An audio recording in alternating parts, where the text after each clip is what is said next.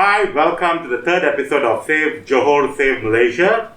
Today, this session will be in dual language. My co-host, who will be translating in Malay, would be Sheryl. And our guest today is Abol. Hi. Okay, so today we are going to answer questions raised by our grassroots members. So join us. It's going to be a very exhilarating session. Hai semua, ini adalah episod ketiga Selamatkan Johor, Selamatkan Malaysia podcast. Kami di sini, saya bersama co-host saya Leben. Lepas tu kami ada guest istimewa dari Muda Pusat, iaitu Abol. Dan kita akan menjawab beberapa soalan yang datang daripada komuniti kami, terutamanya ahli-ahli muda. Dan boleh tak saya start dengan soalan pertama? Okay, let me tell you in English first lah. Okay, so the first question is, what is the root cause for PRN Johor? Why now, though the country is going through a pandemic, why is it important to have PRN Johor? Soalan pertama kami adalah mengapa wujudnya PRN Johor, terutamanya dalam masa pandemik ni, dalam masa COVID ni, dia nak buat PRN Johor. Abol? Okay, korang tanya aku macam aku expert lah. Padahal aku buat media je kan. So, but there are like a lot of theories yang aku dengar why PRN Johor happens. The first being that because they are doing PRN by PRN to force the Prime Minister's hand into an actual PRU. Or, this is what I believe, is that I think the only way that they can win is through PRN, because everybody knows PRN ada low turnout, and bila ada low turnout, certain parties would surely win because of the number of members yang dia ada. Okay, so being sebab tu, and also because of the COVID punya situation, every PRN dia buat will be have low turnout, and from Melaka we seen it low turnout, Sarawak pun low turnout, and they expect Johor untuk to be low turnout as well. So bila low turnout, they will win, and they will surely win because the number of members they have in each state. So that means that is why they are doing PRN by PRN, because what people tak faham is that PRN does not last until next PRU. The PRN result lasts until the next 5 years. That means even if they have PRU and they lose the PRU, they still hold on to the state. Faham tak? Boleh tak saya tanya soalan lebih lanjut? Ya, I continue. Awak kata low turnout kan? Tapi apakah punca low turnout? Adakah orang takut COVID ke? Adakah orang malas ke? Again, I jaga media, not expert politics, jaga media. Hello. So, Okay, so let me just translate it. So the question is, why there is a low turnout usually happening in PRN compared to PRU? Okay, what are the reasons to it? And is it because of the pandemic? But I don't think so because of the pandemic, because it has always been like that. PRN, there's always a low turnout. Okay, so what's your thoughts on that? My thoughts on that, I guess because of macam PRN, because you see kat Malaysia ni, there's a thing where macam people from one state going living in other states and working in other states. So maksudnya bila PRN happen, there are times these people cannot balik because they are somewhere else. But when PRU, everybody is free, so they can travel on that day to each other punya state apa semua. That's why the turnout is a lot. And also because of the hype, since everybody berundi, so I think kita pun undi lah. But bila it goes of state by state, it becomes macam an isolated incident. People from Kedah buat apa aku nak balik. People from Selangor cakap macam kerja lah, tak dapat cuti. All that things lah. And worse kalau Sabah Sarawak ada movement from Semenanjung to the East Malaysia. So saya rasa terutamanya dalam masa COVID ni, kalau orang tengah kerja, susah nak ambil cuti sebab kekurangan wang, rent untuk bayar sewa semua tu. Yeah, but then itulah, that is we can only say so far is theory lah, because macam mana kita nak prove this is true kan? So they will say us be a conspiracy theory. Okay, so moving on to the second question. This one I'm very interested to look at your point of view. Why Muda must win the PRN Johor? Sheryl? Soalan ni agak interesting. Agak istimewa, agak menarik. Yes. Bukan Liben saja, tapi saya pun inginkan tahu jawapan. Tapi soalannya, mengapa Muda nak menang PRN Johor? Nak menang ke kena menang? Kena menang. Kena. Mesti. It's kind of interesting juga. And to be honest, I never gave it like really thought kenapa Muda kena menang. I know that macam as Muda member we have to wait, but I guess it's because we are not tied to any baggage of the past ke, or any tycoon money ke, or any macam we are not tied to anyone else but us. Yes. Muda are only tied to its members, and its members always wants the best for the state, the country, and so on and so forth. So I guess bila when you say why Muda kena menang, I mean other parties boleh menang. But why do I want Muda to menang? Because so that we can instill buat perubahan based on apa that the rakyat tell us that is the problem in their state or country. Because we trusted other parties before to go win and change, but they let us down. Big time. Big time. They let us down big time. So I think this time we would rather do it ourselves. Kita nak buat sendiri. Yeah. Aku dah macam Dah banyak tahun. Yes, and so far kita rely on kita bergantung pada ada parties, kita bergantung pada ada MPs, kita bergantung pada ada wakil rakyat untuk tolong datangkan perubahan ke negara kita. But now it's time for us to bergantung pada diri sendiri. That is why I want Muda to win. This is why kenapa Muda kena menang, because we are depending on ourselves, and Muda represent the rakyat, and we are trying to bring the change that the rakyat needs. Okay, interesting. So, moving on. This, I think the question rose after one of our recent posting on Muda page. Okay, so it's about Domino Effect. That one. Okay, There's so a lot of people. There's a lot of posting Muda. Yeah. Some postings are good, some postings are better. Okay, but coming back to this, in fact, a lot of people ask me personally, and I think I've given my answers, but it would be interesting to get it from you. Okay. So, what is the domino effect? Because suddenly it's something new. You know, of course, Muda is full of new things, but this is something new to the layman. What is domino effect, and how it is tied with PRN Johor? You know, because domino effect, we know that if one falls, it goes like that. It goes on a trail. But what does that have to do with PRN Johor? So I think we would need some clarity from you. Agak panjang lebar juga soalan ni. Tapi sebenarnya simple saja. Sebenarnya simple je. Dekat social media kami ada posting yang berkenaan dengan domino effect, iaitu kita dah lihat beberapa negeri dah terjatuh dan kami sedang menegangkan Johor. Jadi kami nak cuba menangkan Johor. Jadi boleh tak Abol terangkan sikit berkenaan domino effect dan bagaimana domino effect tu boleh berkait dengan PRN Johor dan apa kesannya? Okay, so bila aku first time dengar the idea of domino effect, I thought it was like a discount plan from Domino.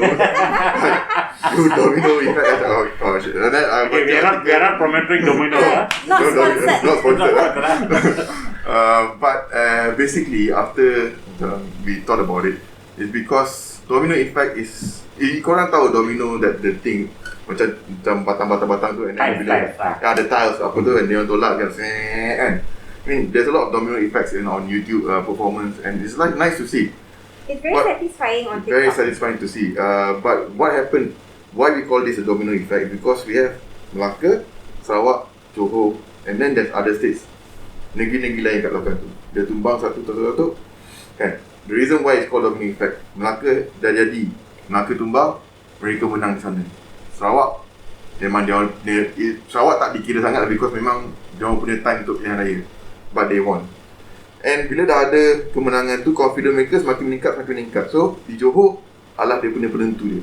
Kalau mereka boleh menang dekat Johor, then mereka akan berani untuk bubarkan Kedah, bubarkan Perak, bubarkan Terengganu, mungkin Pahang ke, supaya mereka, walaupun kalau PRU ni besok lagi 5 tahun, dia orang akan pegang kepada negeri-negeri. So akan tumbang satu. Dia akan cuba buat satu persatu. Kita nampak macam mereka bergaduh ke apa semua, tapi sebenarnya mereka sedang menguatkan kuasa mereka menguatkan kuasa mereka di dalam negeri-negeri tersebut. Satu persatu. Melaka tumbang, Sarawak tumbang, Johor, kemudian Kedah, kemudian Perak. Ini adalah Domino Effect dia. Kalau Johor tumbang, Kedah akan tumbang, Perak akan tumbang. Ini maksudnya keputusan PRN Johor ni bukan saja mengesankan orang, macam bukan saja orang-orang di Muar terkesan ke Kota Tinggi atau JB, tetapi orang di Alor-Star pun terkesan, orang di Taiping terkesan, orang di Kampung Gebok terkesan. Faham tak? So that is why the Domino Effect. Kalau Johor tumbang, negeri-negeri lain confirm akan tumbang. Itulah apa yang dipanggil sebagai Domino Effect lah. Okay. Thank you. Saya lanjutkan sikit. Yes. Apa kalau pada orang yang rakyat yang biasa, soalannya mungkin apa kena-mengena tumbangnya, katakan tumbangnya Johor Bahru dengan katakan Alor-Star? Oh, okey. Apa kena-mengena? Okey. Contohnya kalau Johor Bahru tumbang, Alor-Star pun akan, mereka akan menumbangkan kerajaan Kedah. Benda-benda ni nampak macam senang, tumbang kerajaan, naik kerajaan, tumbang kerajaan. Tapi setiap kali tumbang kerajaan, setiap kali buat pilihan raya, negara kena bayar, negeri kena bayar. Yang susah dia rakyat. Kita nampak sebagai pilihan raya buruk. Tapi yang always the orang, golongan yang bear the cost, golongan yang terima hakikat, terima padah dia ialah rakyat tu sendiri. Kita nampak macam pilihan raya, tapi pilihan raya tu bukan free. Kerajaan kena bayar, SPR kena bayar, semua duit rakyat. So bila Johor tumbang, and then Kedah pun I have to go to the same thing. Mungkin 2-3 bulan tak ada kerajaan. 2-3 bulan tak ada kerajaan tu bukan yang kecil. Betul tak? So indirectly it's more like a chain reaction. Yes. Okay, so the whole idea again is coming back to the first answer you gave. The PRN is always low turnout. So low turnout, the results will be favorable to one party lah. Certain party. But at the moment, one party lah. For me lah. Yeah, it's certain only party. One party in one. In one, yeah. Okay. So yeah, that's one thing. Okay, let me look up quickly on the following question. Okay, now this is a bit sensitive lah, but it has to be addressed. Okay, Favorite question. We all know the answer to this because for the past 60 years we have been witnessing it. Maybe 3 years ago there was a bit of a difference, but then it did not last long. Okay, change is the only constant, but even that was changed. Okay, so what will happen, Abol, if, I'm only saying this if, I'm very sure it's not going to be, but if the current ruling government or their component parties wins in Johor, what are the adverse effects that Johorians in general will have to face? Saya Sheryl? akan tukar sikit soalan tu. Soalan ni agak sensitif sikit, tapi kita tak akan cakap nama lah kan. 3 in 1 kan. Yes. Apakah yang kesan pada rakyat Johor jika 3 in 1 tu menang kat Johor? Oh, here's the thing. Macam I cakap tadi, the kesan bukan sahaja pada rakyat Johor, but kalau kita nak tengok pada rakyat Johor, adakah mereka happy dengan keadaan mereka sekarang?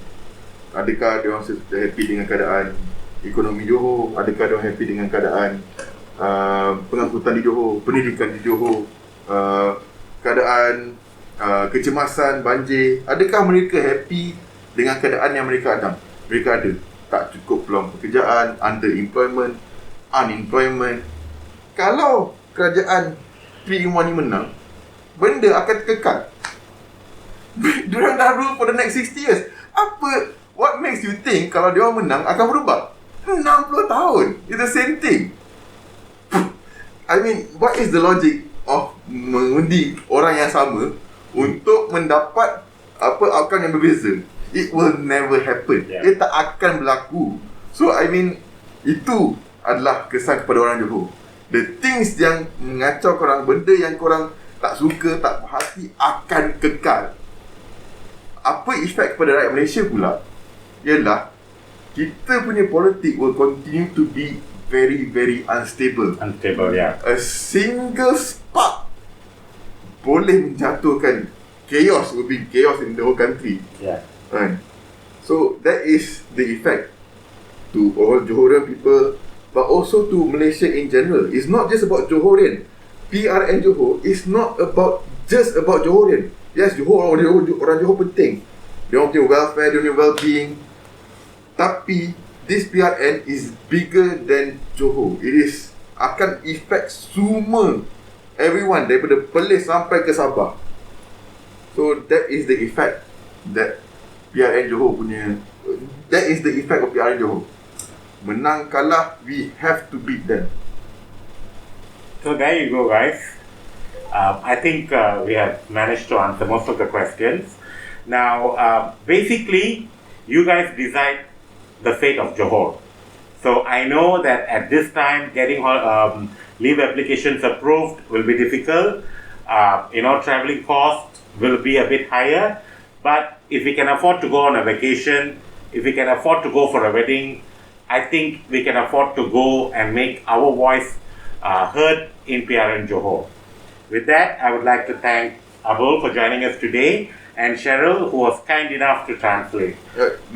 Can I still say something? Yes, please do. Okay, so macam I cakap tadi, this fight is not just for Johor. That means this fight cannot be only. Perjuangan ni bukan saja untuk Johor. Jadi perlawanan ini bukan saja patut dilawan oleh orang Johor. Yeah. Orang Kedah, orang Penang, orang Selangor, semua orang patut datang kat Johor untuk berlawan sekali dengan kami. Sebab macam saya cakap tadi, efek dia itu kepada semua orang. So, tak semestinya korang kena datang in person. Boleh derma, boleh volunteer, sumbang tenaga. Kalau paling tak pun, korang call kawan korang dekat Johor, korang call family korang kat Johor. Undi ni, undi tu. Terpulang kepada korang. Tapi make sure undi yang betul lah. Macam saya cakap tadi, 60 tahun kita. So, perlawanan ni untuk kita semua. So, that is what I'm trying to say. Itu yang apa saya nak sampaikan. Bukan untuk orang Johor saja. Semua orang kena ambil peduli dan participate, get involved dalam PRN Johor. You have anything to add, Sheryl? Saya rasa tajuk podcast kita dah kind of synonym lah. Ya, dah jawab soalan banyak-banyak yang Abol telah mention tadi. Jadi adalah penting untuk anda turun untuk mengundi. Jika anda boleh keluar pergi melancong ataupun buat majlis-majlis mewah ataupun majlis kat rumah je, itu pun dah kira agak mahal juga. Jadi sila guna duit tu untuk turun ke Johor untuk mengundi sebab kuasa itu adalah di tangan anda. Okay, so guys, with that we would like to end the session again. but please do follow our social media channels. If you have any questions, please connect to us through our social media channels. And this will be broadcasted on YouTube and Spotify. Come, share, comment, and make this known to the general masses out there. Okay, with that, thank you, Abol. Okay. Terima kasih, Thank you, Abol. Sheryl. Bye, guys. Bye.